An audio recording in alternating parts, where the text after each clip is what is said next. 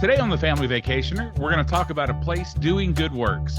Give the Kids the World Village is a 91-acre nonprofit storybook resort in Central Florida. Children with critical illnesses and their families are treated to a week-long, cost-free vacation. Episode 108 starts now. Welcome to the Family Vacationer with Rob and Danny. The go-to podcast for families on the move. Welcome, friends. I'm Rob. And I'm Danny. And this is episode 108 of the Family Vacationer, and also our last show of 2022. It is hard to believe this year has already flown by. We hope everyone had a wonderful Christmas. You know, the last couple of weeks, we've been taking a look at some towns that are worth a holiday visit, really worth a visit any time of year, but they take the holidays to that next level. So please check out episodes 105 through 107. We'd also love it if you'd follow the show on all our platforms, Facebook, Instagram. We also put up a video version of the show on YouTube, and make sure and head to our website at thefamilyvacationer.live. Sign up for our newsletter so you can receive curated travel information that's relevant to families and some really good travel deals as well. Yes. And today we're going to start a once-a-year look at charities and even individuals that are doing good. Nationally, locally, doesn't really matter. You know, one of the best things about the holiday season is for a lot of people, it symbolizes hope. And people, by and large, are maybe a little kinder to one another this time of year. And we want to keep that spirit going. As we mentioned, Give the Kids the World is a whimsical nonprofit resort in Kissimmee, Florida. It provides a week-long, cost-free wish vacation to critically ill children and their families from around the world. But this is more than a week of vacation. Families have the opportunity to laugh, to play, and I think the best part is to create family memories that get them outside of the medical appointments and the procedures. I think that's just amazing. And the resort offers a week of vacation from pressure and worry where kids can just be kids. The village is made possible by donors, community partners, and thousands of volunteers. That's right. And joining us today to talk about Give the Kids the World Village is DJ Colossi. DJ's been with Give the Kids the World for a little over a year, currently working as a development coordinator. He got to start at the village as a volunteer and loved it so much he decided to apply for a full-time role with Give the Kids the World as an entertainment coordinator. After working with the entertainment team for 7 months, DJ has made the transition to development, working with the events. Says he loves every second of working at the village. DJ, welcome to the show. Hey, thanks so much for having me. Happy to be on. Thanks for coming on. Yeah, we're glad to have you. So can you explain to our listeners what Give the Kids the World is and what the village in Orlando is all about? Yeah, so I'm from New York. I lived in Orlando for a couple years before I ever even heard of Give Kids the World. We are kind of a hidden gem here trying to get the word out. We have been here since 1986, so we're not necessarily new kids on the block, but what we are essentially is we are the 91-acre nonprofit resort where the Wish Kids and their families come to stay when they come on their Wish trips. Now, when I say Wish Kids and Wish trips, I'm referring to Make-A-Wish and wish-granting organizations. You know, when you have a child who is diagnosed with a pediatric illness, Make-A-Wish defines it as a critical illness. That term has changed over the years. First, they said terminal illness. That has now been brought into critical illness to cover a wider range of things. Sure. But when it's deemed that the child has a critical illness and that they are eligible for a wish, around 70% of the domestic Wish kiddos, their wish can be granted by a trip to Orlando. Now, that could be going and meeting Mickey Mouse, or just going to Disney World in general, or going to Wizarding World of Harry Potter, or swimming with dolphins over at Discovery Cove. Around 70% of the kids, their wishes can be granted by coming to Central Florida. So that's why we are a one-of-a-kind resort. There's no other resort around the country or the world, for that matter, that is designated to solely having the Wish Kids and their families, because so many of them, their wishes can be handled by coming to Central Florida. That's why we exist. So, brief little history lesson I'll give to kind of tell you how we came to be. Our founder was a man named Henry Landworth. He passed away a couple years ago in 2019, and basically he was a Holocaust survivor. He's from Europe, and he and his sister Margot bounced around concentration camps for about 5 years during the Holocaust. They never saw their parents after that. It's a miracle that they made it out. After they made it out of the concentration camps, they did emigrate over to the United States. And although Henry never had any like real personal connection to like someone with pediatric illness, he felt that because of his experience in the Holocaust, that his childhood was robbed of him. And that's why he, like, you know, the families here, you know, kids with pediatric illness, that's why that kind of resonated with him, because he felt that there was a similarity there with those kids not being able to be regular kids and have a regular childhood. So fast forward a couple decades to the mid 1980s, and Henry lived in Central Florida. He owned a couple hotels in Central Florida and over by Cocoa Beach as well. He was a Holiday Inn franchisee, and he would use his Holiday Inn here in Central Florida to house the Wish families. When Make-A-Wish would call him and say, "Hey, do you have any vacancy? We have a Wish family who wants to go to Disney World." So he would always say, "Yep, send them over." It would be at no charge to the family. And there was one time where there was a little girl named Amy. It was time for her wish, and Henry said, "Oh, you know what? Send her in a couple weeks or so. I have no vacancy right now, but when I have vacancy, you can send her." So the sad part is that Amy did not make it to see that Wish trip. So that hit Henry very hard. So he vowed that would never happen again on his watch. So that's when he kind of retooled his whole career, did his whole career shift, and got out of the hotel game and started to give kids the world. It started out of his original hotel. Then he bought some land down the road on 192 here in Orlando, just around the corner from Disney. He started by building just a couple villas, and similar to Disney World, like how Disney was just built, on a swamp for however many $1 million, and it's just ballooned to what it is now. Yeah. Same kind of thing with Give Kids the World. I mean, we're not nearly as big as Disney, but it's ballooned to a lot more. We can house over 160 families at any given time, and we also have a lot of fun stuff here for the families. I could get more into detail with that with like some of your later questions, but we have a lot of fun stuff here. We have our own characters, we have attractions, we have parties every night for the kiddos, because a lot of them will come down here and they feel like maybe the travel took a lot out of them based on whatever they're dealing with. So we try to deliver on their Wish trip if they come down here and even can't make it to the theme parks.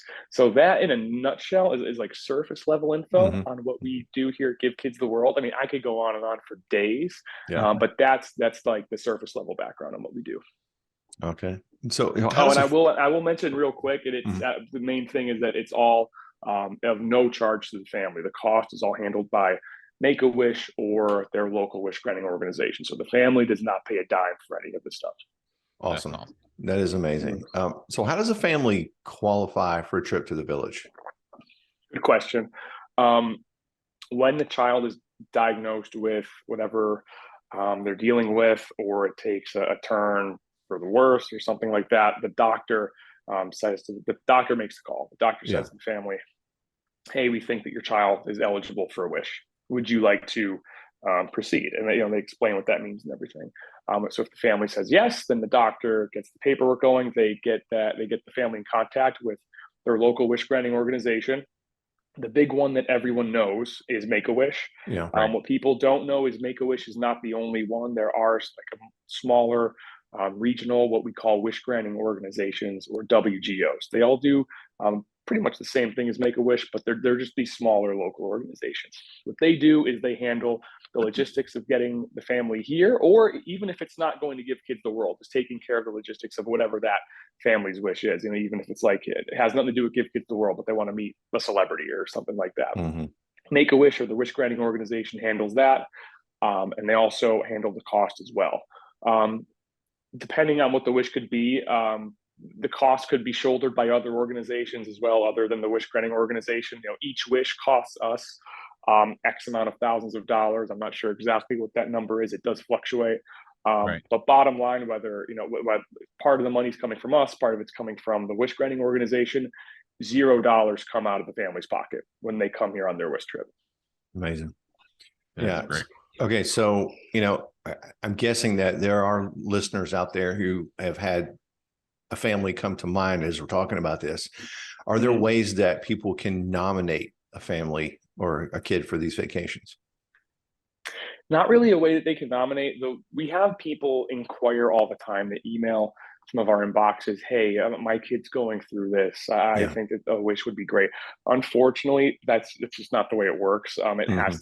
It's always initiated by the doctor, and then like I said, the family says, "Yeah, we want to proceed," and then they get in contact with the wish granting organization that way, and then we are Yeah. approached by the wish granting organization, whether it be Make a Wish or one of the regional ones. So, although a family can't just hit us up and say, "Hey, I think my kid can benefit," we're not going to say yes to that. But that's not to say that they can't come, because if, like I Yeah. said, if they're in contact with their local wish granting organization, then that way, they can get the ball rolling. Right. Awesome. Okay. So let's talk about when a family gets there. What can they expect on a vacation to the village? Yeah, it's different as a lot. It depends on the family, honestly. Right. My first role here, I'm a development coordinator now. What that means is I do a lot of different stuff with my job. Every day is different, which is awesome. Bottom line, my job is to fundraise, specifically through planning and implementing our special events. But my first job here was just as fun, if not even more fun. It was an operations role where I was an entertainment coordinator. So basically, my job with that was to ensure that the families have a really fun time when they're here on site. As I alluded to earlier, a lot of the families, they come here, they go to the theme parks, they have a great time at Magic Kingdom and Universal, Harry Potter, all that. Some of the families, they don't make it to the parks because the kids he's not feeling up to it. Or Right. they go to Magic Kingdom on the first day and they're like, wow, that really wiped our kid out. Like it might not even Yeah. be the wish kid. They might just have a bunch of really young kids, and that's it. Just they're just not up to doing that. So then Yeah. they say, all right, we're just going to stick around at the village for the rest of the week. Usually almost all the families get to that point by the end of the week, where by the end they're like, all right, we're just going to stick around here and have like a nice pool day for the last day because we're wiped out. Anyone who's done, even if you don't have kids who have the pediatric illness, anyone who's been on like a week-long Disney trip knows, that kind of feeling I'm talking about. Yeah. No But doubt. when they come here, there's all different kinds of offerings for anything the kids might be interested in. One thing I started talking about earlier was the nightly parties. Basically, every single day of the week here, it's a different holiday, with a different holiday party at the end of the day. And that it's set up that way because most of the trips are no more than 1 week, with the only exceptions being if a family comes, say like from the UK, and there's a lot of travel, so it might be a little longer than a week in that case. But if a family comes for a week, they can expect, for example, every Monday is Halloween. So during the daytime, there will be Halloween music blasting on our avenue, which is kind of like our little main street. And then at night, the kids will get Halloween costumes that are donated. They can keep and take home with them. They wear them to our Halloween party. Some of our character friends show up in costumes too. Then we have a whole like fashion show and Halloween party and everything. And then at the end of the party, we send them on their way and they go trick or treating around the village and get all the candy they want. And we have kids who have illnesses, so we have sugar-free candy if they want. We have non-edible trick-or-treating stuff like little toys and everything if that's what they want as well. It's Thursday, for example, it's always Christmas. If you hear Christmas music, Santa comes every Thursday. He's here at the village and he brings toys with him, so the kids they don't leave without toys on Thursday night. And that's just the nightly stuff. During the daytime, all different kinds of offerings. Certain days of the week, we have a group that brings in horses and pony rides. We have multiple attractions here on site. Now they can't really compete with Disney, and they're kiddie rides, but they're all also completely wheelchair accessible for kiddos. And like even if it's like one of the more involved wheelchairs where the child's almost in a more like laying down position rather than sitting up, it's one of the bigger ones like that, we can get them in on any of these attractions. They were specially made for that purpose. So there's all kinds of stuff here for the kids to do throughout the day. If they want to go into our movie theater in the middle of the day and watch a new Disney release, they can do that. Disney gives us their new releases once they've been out for I think about 10 days. So they can go and do that. Great. All kinds of stuff. I could go on and on and on about what the families can do here during the day. Something that really I loved hearing when I was on entertainment, when I would see the families checking out, I would ask them, hey, so how was your trip? I love hearing about how much fun they have at Disney and all the parks and everything. But oftentimes the families will say, oh, we had a great time at Disney, but we didn't know we'd have so much fun here at the village. We just stayed here the last couple of days. And that was like great. music to my ears hearing that. Yeah. So, Yeah. So we make sure they have a good time here. We tailor it. We try to tailor it as much we can to every kid and go above and beyond. Like I said, we can hold about 162 families. And that, given like how many like volunteers we have and our staffing and everything, we really try to personalize every kid's experience as much as we can. Like even if a little girl wants to become a princess before they go to Magic Kingdom for the day, we have a spa for that. Oh, that's cool. That's so awesome. Yeah, all kinds of different stuff here. It's great that you guys, offer families that have visited the opportunity to stay involved after the visit. So can you talk about the alumni program?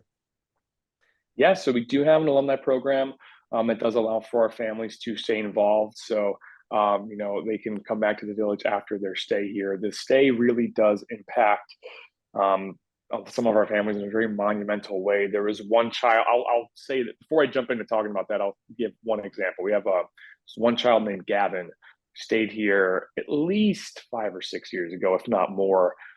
He would have all kinds of crazy seizures. I'm not sure what exactly what he was diagnosed with, but he would have very violent seizures. Came here, the trip had an effect on him where we don't know if it's a trip for sure, but basically after his trip, he wasn't having seizures anymore. The slogan is where happiness inspires hope, for Give Kids the World. So that's not going to happen for every kid necessarily, but he's a case where the family, they were so enamored with the experience and everything. They retooled and they actually moved down here because they had such a good time and they wanted to stay involved and volunteer. They come to a handful of our events every year and speak. So we have a lot of families like that who are part of our alumni ambassador program. In terms of just the alumni program in general, once a family stays here and they leave and they check out, they are Give Kids the World alumni. They are in the alumni program, meaning they can come back and visit us. I believe right now it's up to 2 days every year out of the calendar year. Now they can't stay overnight. Once you've had your trip here, you're not going to stay overnight again. You can think of it as more kind of like a theme park visit. We're up to 2 days a year. You can come back and visit us. When you come back, you are just like any other guest who is staying here overnight. The only difference, like I said, you're not staying overnight. You get meal vouchers where you can eat. And if, say you come on Thursday where it's Christmas every week, you can still go meet Santa, get toys, reap all those benefits, ride the rides, we serve ice cream all day for free. You can get as much as you want. So again, it's like they're back staying here. Only difference is they're not staying overnight. They do have to make a reservation in advance because we don't want to get too overloaded. Like this time of year in particular, a lot of people traveling, we can't be super overwhelmed with alumni families just because we don't want it to affect the current Wish families trips like all that much with us getting overrun. But again, we do try to work with our alumni families as much as we can. We just try to schedule them in advance. As I was referring to earlier about Gavin, who's spoken for us, we do have what's also called the Alumni Ambassador Program. That's where if you're local and you can come, and if the child's like cool with public speaking and representing us at certain events, they can do that on our behalf. Or if they live back home and they want to do that, like they want to have a fundraiser for Give Kids the World and speak on our behalf, stuff like that. That's awesome. We kind of got away from that with COVID and everything, but we've been trying to bring it back slowly but surely. But that's our alumni program in a nutshell. Awesome. That's amazing. Yeah. Well, you mentioned one story there with all the families and children that have visited. I'm sure there's several that stand out. Could you share one or two with us? Yeah, there's so many. This one isn't even from like personal experience, but this one is the story that's kind of been passed down that it's one of my favorite stories. This had to be at least 2 decades ago, given like who was involved in it. But like I said, we've been here since 1986. So Give Kids the World was already pretty established when this happened. Bear in the Big Blue House. It's a great show. I loved that show when I was a kid. Though the guys who were the creators and also like the puppeteers on that show, they've done a lot for us. They used to come, like when that show was big, they would come here. I know they came here a handful of times and like did little shows, meet and greets for our families. We were actually just going to have an event back in September where they were going to come, but the event had to get canceled because of Hurricane Ian. Like I'd been talking to these guys and setting up all their travel and everything. Super nice people. So it was excited to meet them, but I digress. Many years ago, they had been trying to come to the village to do like a little meet and greet kind of thing for all the families, not one family in particular, but just any of the families who were staying there. because they had a show happening, I believe, at Disney's Hollywood Studios. So they Mhm. were in the area a fair amount. So it kept getting pushed back and things like that. And it looked like it just wasn't happening. So there happened to be a family where the child's wish was to meet Bear, and they couldn't the wish granting organization couldn't make that happen for whatever reason. It was like logistically, it just wasn't working out. Yeah. So they come here, they see Bear in the show at Hollywood Studios and all that, and have a great time. A building here we have, it's like probably the most special building here I could go off about. It's called the Castle of Miracles. Couple different things happen in that building, but for the purpose of this story, the family was in there, the kids were just coloring, they were at a little coloring table, and who pops in but literally Bear and like the whole gang, because they were in the area doing something promoting the show at Hollywood Studios, and they just showed up. Like they literally, like, I don't think anyone knew they were going to come. They were just like, hey, we're finally all here in Central Florida together. Let's go over to Give Kids the World. And it was just like the most serendipitous thing, because they had no idea this family was going to be there. This family had no idea that Bear was coming. That's just how it happened. And it's wild. Like, there have been some things that have happened like that, again, that were just totally serendipitous. But that's probably one of my favorite stories. Everyone swears that was not planned and that's just how it happened. But the kid freaks out because it's like, oh my gosh, they did it for me. Like, and then Of course. they had no idea. So yeah, it was really cool. That's Man. awesome. All right. So, for families or individuals that want to support what you guys are doing, what are the different ways that we can support your mission? First way, obviously, is monetarily. We're happy to take your money in terms of donations and stuff. Whether you just want to make like a generic donation or support any of our fundraisers. We have many throughout the year, around the country as well. Like, oftentimes, like, some of my coworkers or myself, we're getting on planes to go over to a different part of the country where they're having a fundraiser for us. We have many down here as well. Like, we get a little creative with it too. Like, I personally manage our Run Disney program, where we buy Run Disney race bibs in bulk for their races throughout the year, and then you fundraise to, before you race, things like that. Monetarily, or the way that I got involved here, which is huge. We depend on this so much. As I got involved here as a volunteer, you don't have money to donate to us. Donating your time, just as valuable, if not sometimes more so. We only employ a little over 100 employees. I mean, that includes people like myself who are in an office, our housekeeping staff, the entertainment coordinators that I was talking about. That's not too many employees for the operation that's going on here. So we rely so heavily on volunteers. I wish I had the stat readily available, but the number of volunteer hours that get put in just on a weekly basis here is staggering. It'll knock your socks off if you hear that. It's on our website. But yeah, that's a huge way to get involved here, is volunteering. You don't need to be crazy about it either. Like, we have some volunteers who are very dedicated, who are maybe like retirees who are here every day of the week. We have some people who love the village. They live in a different part of the country, and they travel here for 1 week a year to go to Disney. And when they're here, they do one volunteer shift. Even if that's all you're doing, we really appreciate the heck out of that. Really goes a long way. It's super easy to do so, because you pick the date and time that you're coming, like the exact time slot.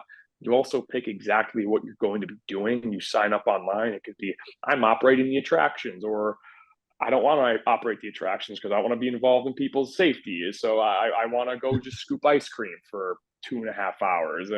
It's whatever you want to do. There's something for everyone here. Again, that's how I got involved here. I was volunteering a couple days a week. People at my last job, they were really good to me, but the job just wasn't for me. I was having a great time here. I had such a great time volunteering. Now I work here. So that's a huge way to get involved. Even if you don't have money to donate to us, we need volunteers. So that's a huge way to help us out. Now, I'm curious, could an entire family volunteer for a shift? Absolutely. There's different age requirements for different things. Okay. Anyone who's 15 years old or under needs to be accompanied by a parent. They're volunteering. I think the youngest I'm not sure that the youngest age you could be. That info can be found on our website, but I know serving food over in Cafe Clayton, which is where all of our families eat for free again. going and doing a volunteer shift like that, they can be pretty young. I've seen some pretty young kids in there helping out. Something like operating the attractions, like that's all the way up. You have to be 18 or older to do that. But yeah, families have definitely come here before. And it's a great way. Like if you're someone who you want to teach your kids about the values of volunteering your time to worthy causes, this is a great place to do it, because a lot of people, one of the things I preach about this place when I'm telling friends or family members about it is they say, oh, that sounds really great, but man, I could never go there. I mean, it'd be too hard. It'd be so sad to see, the sick kids. And that's just not, anyone who then comes, they eat their words after they say that. That's just not the case. You might see kids who don't look like regular kids because they're in wheelchairs or this or that or the other. But the general vibe here is very, very happy. Like you leave here in a good mood. No one ever leaves here in a bad mood. Anytime I would volunteer here right from the get-go, and anyone I've brought, just whether it's for volunteering or a tour, you always leave with a smile on your face, feeling warm and fuzzy inside. And that if you take anything from this whole interview, is take that. Just come here, check it out, and you'll be glad you did. Let's talk a little bit more about the fundraising events that you guys host that help raise funds for the village. Yeah, for sure. We have plenty throughout the year, both big and small. The next big one that we are looking to is going to be our gingerbread run. We call it gingerbread run because the mascot is actually, not to be confusing, gingerbread run. It will take place February 11th. So it's going to be kind of like Valentine's Day themed. It's called gingerbread run for two reasons. It was usually around the holidays, but we had to push it up this year. And also because the mascot is Murphy, who is a gingerbread man, who's one of our characters here, who comes and runs around and has fun with the kids and everything. So again, not to be overly confusing, gingerbread run does take place around Valentine's Day. That's a run that's a 5K fun run that'll take place here at the village, where you pay a registration fee and then raise funds to run for us. And it's an awesome, awesome time. The whole time you're running, all of our characters are out. We have other friends come in, like we have, I'm not sure if they're going to be here. Usually we have, for example, the 501st Legion, which is a local group that, of Star Wars cosplayers who their costumes are legit. So you're running by, you might see Murphy the Gingerbread Man. Then you might see Darth Vader. And each of the different areas is themed to like basically one of our nightly parties. So you'd run through a Christmas section and you'd run through a Halloween section. It's a really, really great time. That's just one example. We do runs like that. I manage our program with Run Disney. Now that's not an on-site event. We're coming to give kids the world. That's kind of like its own thing where you're raising money to do any of the 4 Run Disney race weekends throughout the year. Some of our other big stuff, like I mentioned before, we were supposed to have DisCon. That was going to be a Disney-centric convention that was going to be over at Coronado Springs Resort. That's the one where the Bear in the Big Blue House guys are going to be there. Ended up getting canceled because of the hurricane, and we hope to do something like that again moving forward. We are currently planning the second version of our summer road trip, which is going to be taking place in June. The first one we did was this past year. That involved myself and everyone in our department getting on a bus with a huge Give Kids the World purple wrap on it with stars and everything. And we went up the East Coast and through fun parties for our alumni families at theme parks. It was an awesome, awesome time. So I could go on and on about our different events, but if you go on our website, you'll see all of our stuff that's coming up. Like I said, the next one, for anyone who's interested, is mark the calendar, February 11th for our gingerbread run. This is the next one that's coming up. After that would be an event called Over the Edge in April. I'm not date off the top of my head. Forgetting, but again, it would be on our website. It's where you raise $1,000 and minimum, and you go to the Hyatt Regency Orlando, which is, I believe, 28 stories, and you literally rappel off the side of the building.